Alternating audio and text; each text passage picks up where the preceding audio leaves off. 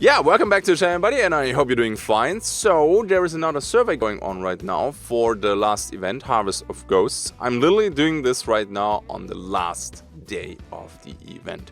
I'm gonna put the link to the survey in the description and in the pinned comment. Now, keep in mind that the survey is only open for a couple of days, so maybe at the time where I release this video, you can't do this survey anymore.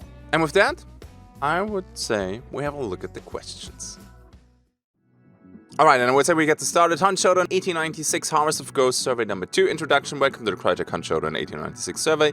Thank you for taking the time to complete our survey. We aim to collect feedback on your Hunt Showdown experience. Your answers will help us improve the overall game experience for everyone. Read the questions and select answers carefully. Alright, let's get this going. Overall events. Okay, how would you rate the following aspects of Harvest of Ghosts? Weekly challenges. I said already, I'm actually dissatisfied with them. Main issue with that thing is everybody has the same challenge. So the first day or the first 2 days, whenever there are new challenges, everybody is playing the same guns.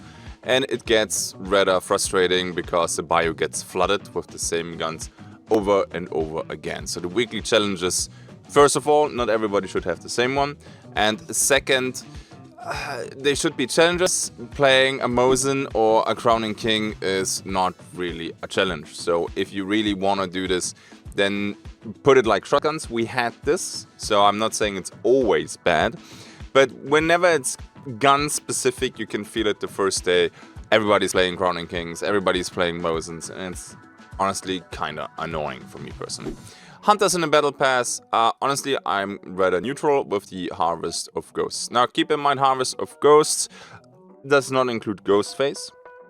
Not the biggest fan about Ghostface, but okay. Then Hunters in the Battle Pass, I put this one in neither, so it's not great and it's not bad. You know, we have the Pumpkin Boys.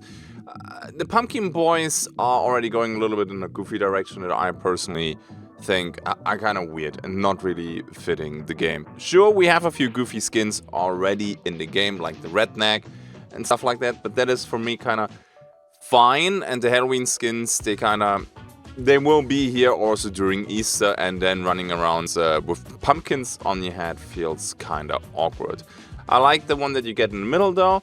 That is kind of cool, so at the end of the day, it kind of balances out. Now, keep in mind, Hunters in the Battle Pass does not include Ghostface. Ghostface is its own special topic. I know a lot of people like Ghostface, and there's nothing wrong with that. For me personally, why does it have to be Ghostface? I always think now about, you know, scary movie, and that kind of is not really something that I enjoy. I don't mind Hunt doing, you know, crossovers with different IPs, that's totally fine. But why Ghostface? But okay, I think the DLC, lots of people like it, so maybe that's just a me thing. Fine. Battle Pass overall, yeah, nothing new, honestly. Nothing amazing, but also nothing bad. So this is just a regular Battle Pass that I would rate average, which is totally fine. The Battle Pass overall, as always, if I look at the event itself, there were some balancing issues. There were a few bugs and Crytek didn't react to them. But I want to wait if there will be a specific question about the event balance. Otherwise, we're going to talk about that in the end. Battle Pass skins, they are actually great. Like, I'm very satisfied with these. Excluding now the Pumpkin Hunters. The weapons have these super fancy skins, and honestly, I absolutely love them. The one for the ammo boxes or for the slate and all these, they are great. Like as always, most of the time, the art team is doing an incredible job when it comes to skins. Then we have Battle Pass equipment, and I think overall that was pretty solid. We got a few really good guns like the Auto 4, the Rival Mace. There are a few gimmicky things like the Revive hand crossbow bolt stuff, which I see always like a split reaction from the player base. A few people are like, yeah, whatever, I just killed them again. And people are like, hey, it's kind of weird. They removed Necro for teams because it was too spammable, and now you get a hand crossbow. Honestly, I personally like the Revive hand crossbow, and I'm 99% of the time a solo player. You sacrifice a weapon slot. This is something that a lot of people tend to forget, so no good offhand for you. And when you put the hand crossbow with the revive darts then or bolts, you have only access to poison, fire, chaos, or the regular one. Regular hand crossbow or poison, now with the immolator, nerf is not really that great, so you can basically take fire to set down thunders and fire, so you can skip the flare gun or alert trip mines in your inventory. Yeah, sure, but let's be real here, for actual combat, the revive bolt is a huge nerf to your loadout. For team play, sure, it can catch people off guard. It definitely did. People caught me off guard with the hand crossbow and the revive bolt, but I think overall, I am satisfied with the stuff that they gave us. The harpoon, the bomb thrower, that is top notch. I don't see it that often, but whenever I played it, I thought it's a really fun addition to the game. Next. Event equipment. Overall, how would you rate your experience with the following event equipment additions variations? Dynamite satchel. I'm dissatisfied with this one. Multiple reasons. First of all, this is super expensive. And second, the thing is bugged. And was bugged during the whole event, basically. So what I mean by that is, sometimes you do not hear the ominous sound that the Dark Satchel did.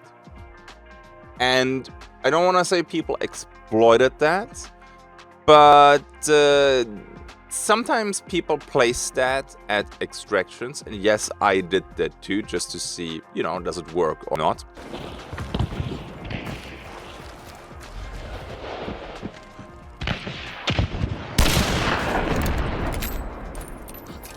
And you place multiple dark satchels, and then you shoot the extraction with explosive ammo, and you just blow up the people that are at the extraction.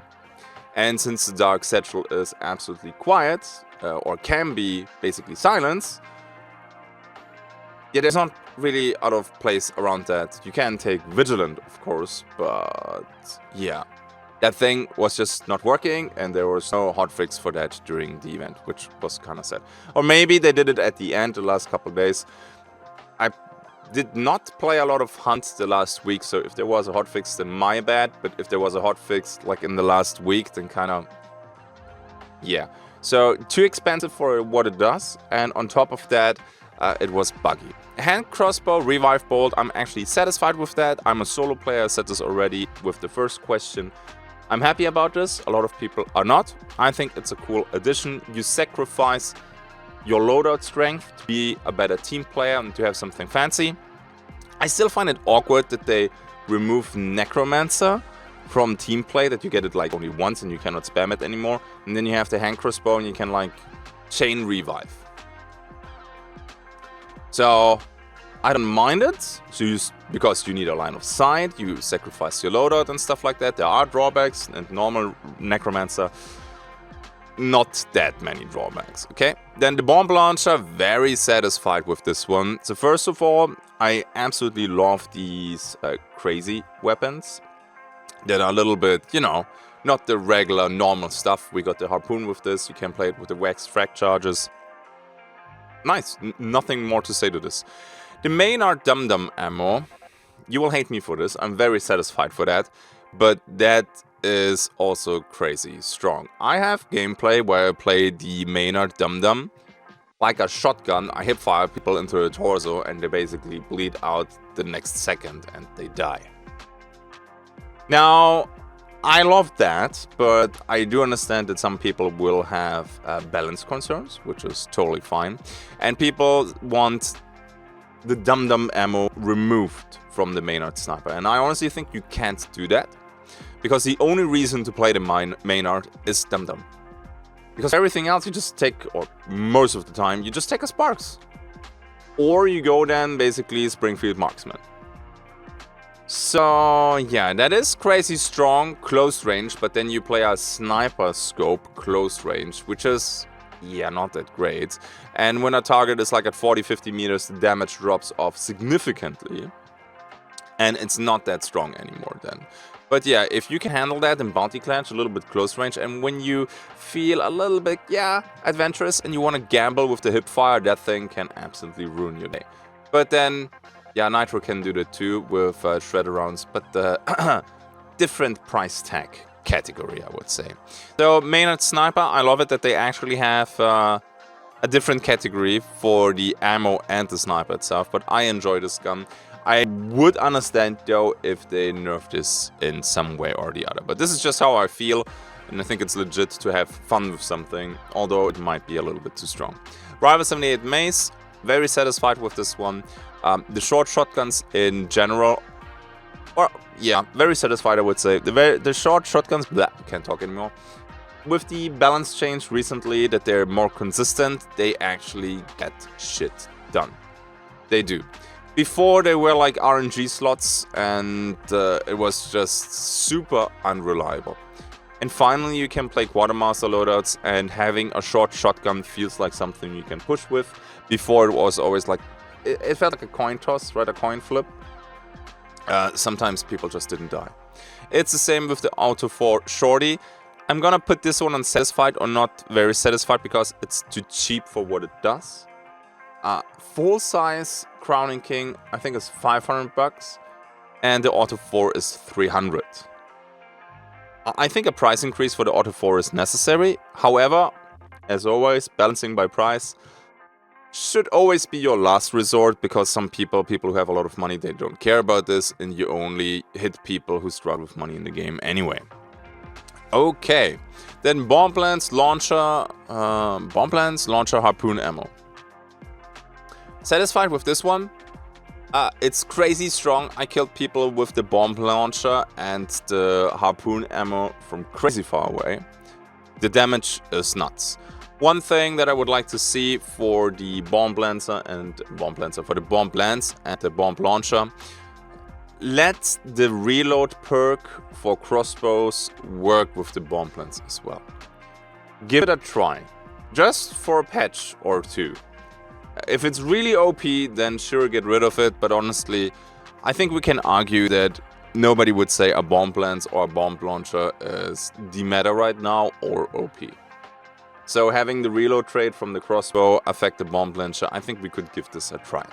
Then Maynard high velocity ammo, honestly I didn't play this. I don't see the point of high velocity in a Maynard sniper because of the dum-dum rounds. And yeah, that's it. I want to bleed. I want to bleed and I don't need high velocity. Played it maybe once or twice, but I'm not gonna answer this one here because I'm lacking the experience with it. Centennial Point Man. On paper, this sounded so great, and in reality, I almost never saw it. To be fair though, I didn't play it much either. So I would put this here somewhere in the middle. I played a little bit. It felt good, but on the other hand right now, I played regular rifle, and then whenever I had a quartermaster loadout, I take a short shotgun and be done with this. So with the shotguns being buffed, that the short ones are viable right now, I take a full-size rifle and a short shotgun. I wouldn't take a full-size shotgun and then a short rifle, but that's just me. So there are probably people out there who absolutely love the Centennial Point Man. I think the addition to the game is great, but I didn't really play it much. Okay. Then event packs. How would you rate your experience with the following packs? The Smuggle Pack, Gunrunner, Greyhound. Dissatisfied, the Wilderness Pact. Okay, how do I put this now? Now, the Pact of Omens, I'm actually satisfied with this one. Okay, I'm jumping now a little bit in the order here. Give me a second. Blast Sense and Pain Sense, they can be nice. Also that you can see people with Pain Sense when they're out of stamina. You can track people. I did play it a bit and I got my value out of it. But here comes the big issue that the Wilderness Pact is just... It was broken. It was broken. So in case you're not aware of, with Wilderness Pact, whenever you crouch, you're faster with crouching. And that thing was bugged, and whenever you ran, you got the speed buff too. And that was, in my opinion, just effing broken. You are so freaking fast while healing. You can use the medkit at extra sprint speed. Catching solos that have the Wilderness Pact was a pain in the butt. And whenever I played with the Wilderness Pact, I felt so much stronger in the engagements that whenever I played Bounty Clash and I did not have the Wilderness Pact, because you cannot pledge in Bounty Clash, which is also awkward, you felt like, I don't know, you felt absolutely crippled. So the Wilderness Pact is very fun, very satisfied. I'm happy that we do not have the silent crouch walking in this one. I mean, now they have it in Lightfoot for solos, but okay. So I'm a little bit, I don't know what to do here, because on one hand, I think the pack was great, but I am super annoyed that they never fixed that. And now for everybody, well, then don't play the pact because you're clearly exploiting. Well, you triggered this by crouching, and crouching is just in your movement rotation. You cannot just not crouch to avoid getting the run speed buff. So, yeah. I would say I'm satisfied with this one. And Smuggler Pact with Gunrunner and Greyhound, I think I'm somewhere in the middle. I did play it, but for solo, it's Wilderness Pact. That's a no-brainer, and everything else is kind of whatever. I think the main issue is with the Wilderness Pact being buggy and you get the run speed. So why should I take the Smuggler Pact where I need the token to get the run speed for Greyhound when I just can get it the whole time with the Wilderness Pact? So the whole Greyhound thing from the Smuggler Pact was irrelevant the moment you took the Wilderness Pact. And then you have Gunrunner, where you basically can take 2 big weapons. So a Motion Sniper and a Crown King, for example. I saw that a couple times, not actually with these guns, but double big loadouts. Double explosive crossbow is also something that we played, was super fun. But at the end of the day, the Wilderness Pact dominated from a solo point of view. Pact of Omens was fun, but sadly too weak and too situational, honestly. And Smuggler's Pact, I think people would have picked it more if you would get like the run speed only in the Smuggler Pact and not in the Wilderness Pact on top. But hey, alright. So yeah, I think I can put it like this. Let's go to the next question. Who event rates? Please rate the event rates below in regard to their power level. Blasts and loud sounds such as gunshots and explosions are highlighted while in Dark Side. Slightly powerful. Now, I don't want to say this is useless, because when people snipe at you from far away, or you don't know exactly where the sniper is positioned and you can bait a couple shots, then you can see with blast sense exactly from where the guy is shooting. So there is a use case for this, but otherwise you hear people anyway. Like 95% of the time I know from where people are shooting just by the gunshot itself. Now keep in mind that it's not working with suppressed weapons or crossbows and stuff like this, where it would probably be a bigger benefit to know from where the bow is shooting at you, or that silenced Centennial and stuff like that. So maybe in the future make blast sense just gunshot in general. Will that be enough to make me pick it? I don't know, but it's slightly powerful for very, very situational moments. Next one, Surefoot, you can sprint while holding primed throwables, first aid kits and consumable shots. Now this is extremely powerful, the end. The end. So it's not about, you know, having the primed throwables like the throwing knives, and you can still run, you're not getting slowed down with the spear and stuff like that. Okay, that is a kind of a quality of life thing. But the first aid kits and the consumable shots, I'm kind of surprised that they only mention consumable shots, because it also works with primed explosives. Why is that not mentioned? Because being able to actually cook a frag bomb, then run at full speed, which is even more than regular, since Surefoot is bugged, or was bugged the whole event. Why is this not here? It is. I'm just a dumbass. Primed throwables. Never mind, never mind. Never mind. I'm taking that back. My mistake. So, Surefoot is extremely powerful. Even in team matches, this is bonkers, right? Some consumables profit from this more than others. For example, when you have Surefoot and Pitch Shot, then suddenly a big dynamite bundle, which is normally not that great, for PvP at least, becomes very lethal. But on the other side, or on the other hand, a frag bomb with Pitch Shot and Surefoot was absolutely ridiculous. At least I killed so many people with that combo, it was insane. Beast Phase reduce reactions range of animals. Wilderness Pact, you will not be noticed at all by animals, you will not break branches. So, yeah, okay, they explain what Beast Phase and then this one. I did not play that a lot.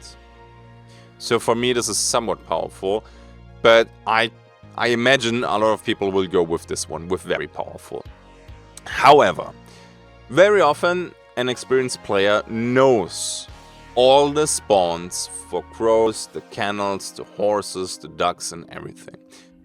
To be fair, this takes a lot of experience, but I kind of have that. So I know most of the spots, and I just check the spots beforehand, and then I dodge it, or, you know, sometimes I vault over a fence, and then I see the crows, and then I trigger it. Okay.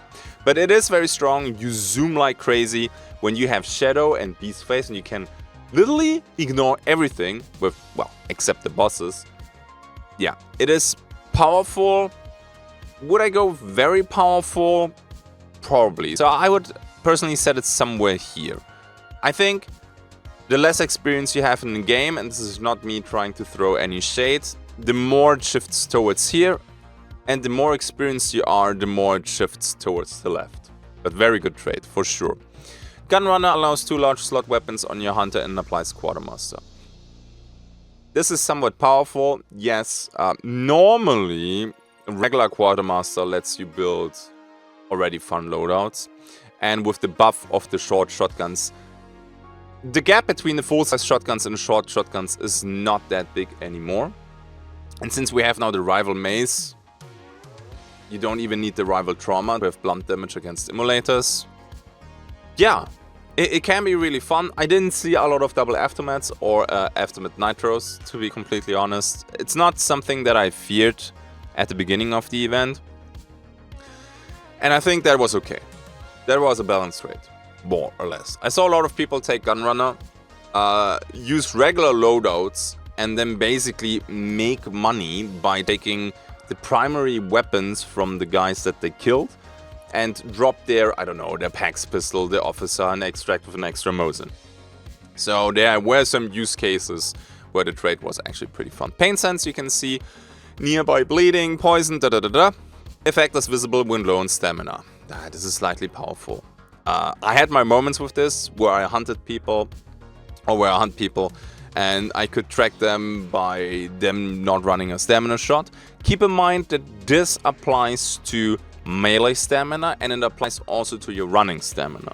And lots of people just keep running when they have the lung icon, they don't rest to get some sprint stamina back. So, depending on your playstyle, this can be very good. But keep in mind that during combat, the Pact of Omen basically does nothing.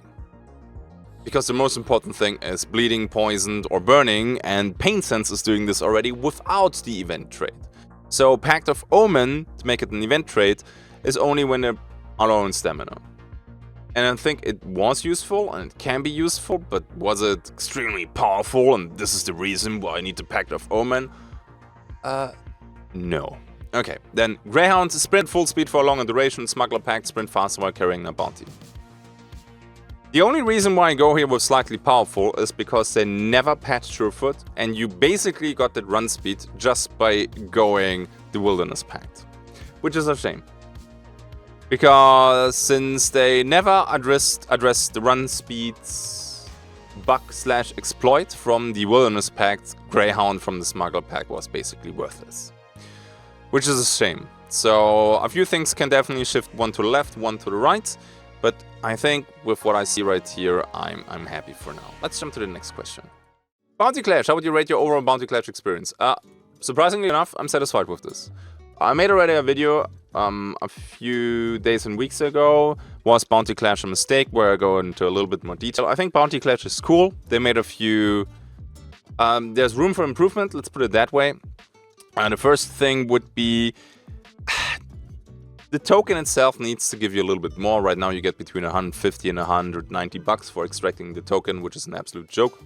Yeah, you take one Dark Satchel for Bounty Clash and you don't even, you know, make any profit even though you win.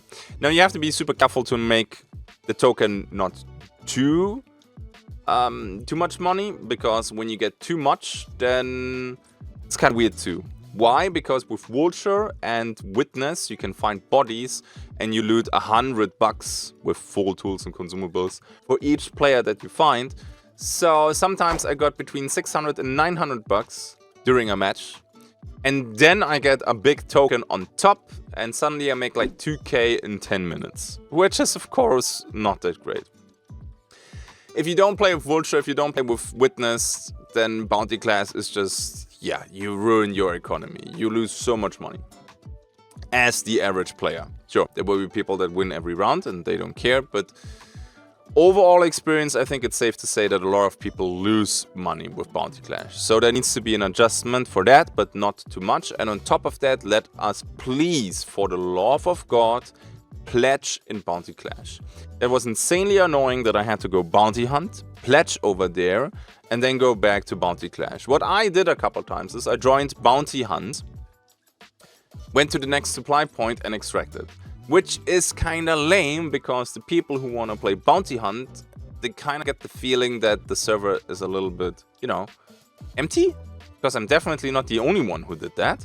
And you fight like 1 or 2 teams and that's it, and then you check the team details and the server was full and you're like, hey man, where was everybody? So increase the reward from the token up to, I don't know, 400 or 500, and let people pledge in Bounty Clash. Maybe not at the beginning, so it has to be at the medkit, so people need to rush in there to get it, or get it safely then at the end of the round. But that you can't pledge in Bounty Clash was kind of oof.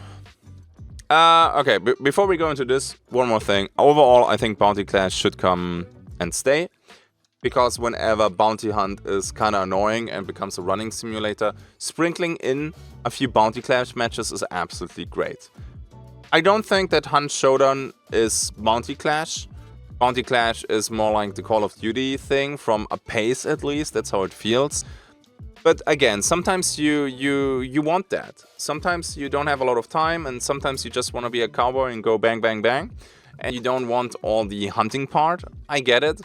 So I had fun with Bounty Clash. That's just what I quickly want to say before we go to the next question. Harvest of Ghost of Gear skins. What do you think about the skins for the Centennial Trauma?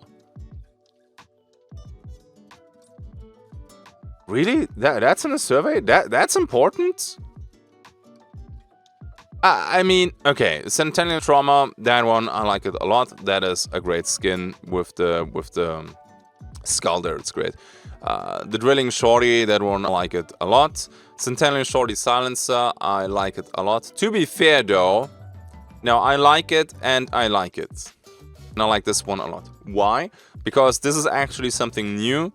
And this one, the color scheme, we had it already, or the color theme, we had it already on some other guns. They are great, but this sounds now so mean because it's probably still a lot of work. It's kind of copy-paste from skins that we already have in the game. Yeah, honestly, I don't care about this. New army, it's even still in the game. Okay, cool. Poison trip mines. Okay, I'm gonna be neutral with this one. The conversion pistol, I like that one. The fusees, yeah, I like it. The ammo box, I like it. The slate, I like it. The region shot, I like it. Yeah, I mean, honestly, the crossbow Deadeye is pretty cool. The main issue is that the crossbow Deadeye is not that great of a weapon by itself. I don't know. Concertina trip mines are, again, buggy. And they don't slow correctly. So what happened at the beginning of the event, Concertina wire did not slow correctly, so people survived the Concertina poison trip mine combo. Then they patched it somewhere last third of the event. Then they had another patch, and that patch removed the fix again, and now it's buggy again. Yeah, it's wild, but okay. Same with this, I like it. These skins are all great. This is, please rank the following gear skins in order that you want them from most to least.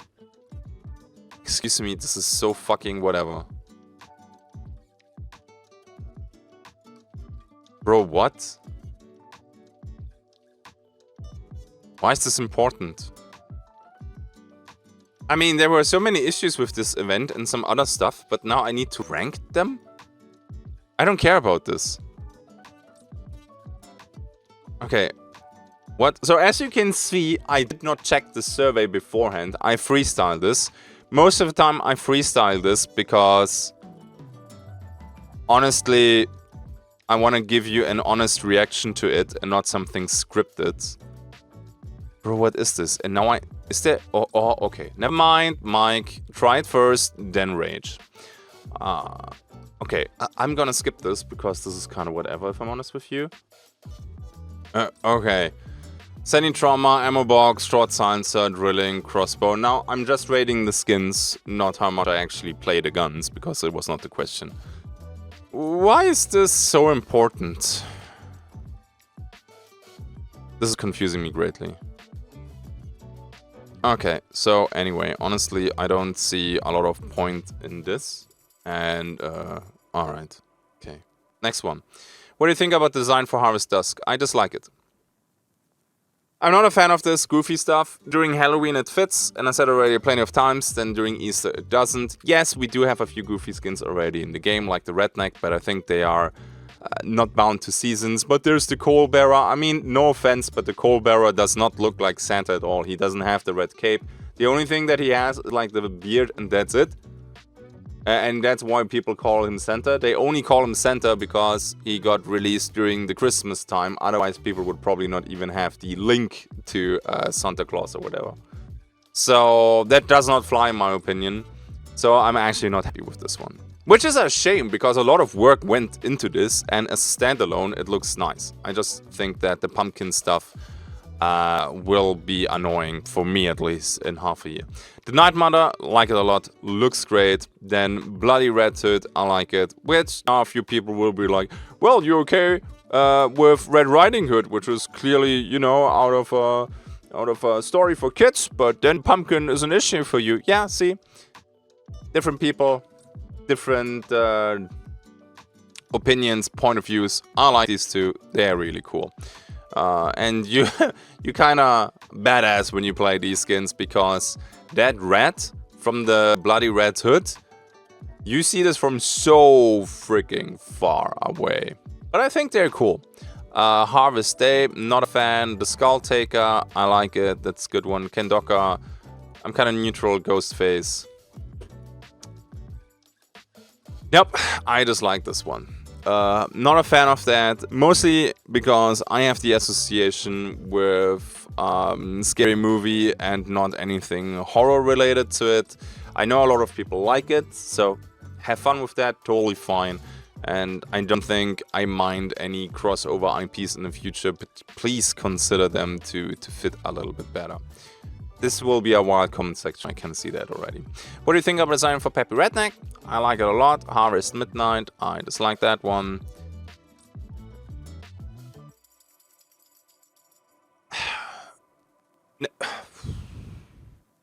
Okay.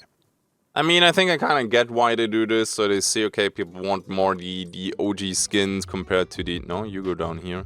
Compared to, you know, this stuff. For the hunters, this makes kind of more sense.